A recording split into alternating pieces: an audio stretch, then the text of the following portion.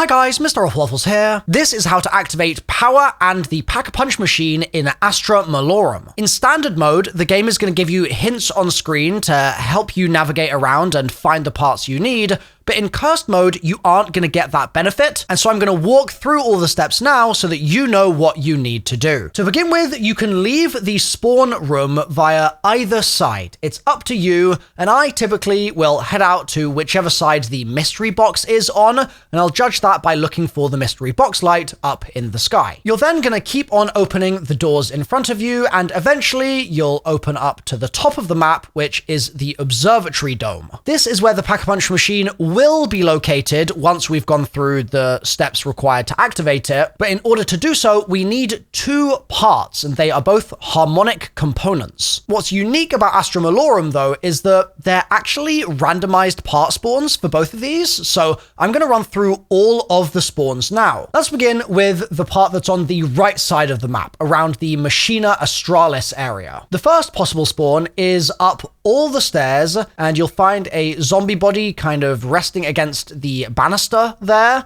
and the part will be just next to it. The second possible spawn is up the first stairs on the right-hand side, as you can see in the gameplay here, and it's going to be, again, next to a dead zombie, just by a kind of cluttered sofa area. And then the third possible spawn is going to be up the first flight of stairs, and this time on the left-hand side, next to the zombie by this weird kind of popcorn machine looking thing, which you end up using for the Easter egg later on. So that's the Machina Australis harmonic component. Next, we need to go to the Luminarium side of the map to get that harmonic component. The first spawn is next to this zombie by this display case, as you can see in the gameplay just here. The second is actually another sofa spawn, except this time it's a less cluttered sofa. And again, there's a zombie resting against it. The part will be just next to that zombie. And then finally, you're going to go into the Starlight room where the trap is, and the zombie resting next to the machine has the harmonic component just adjacent to it. So grab your harmonic component from each side of the map,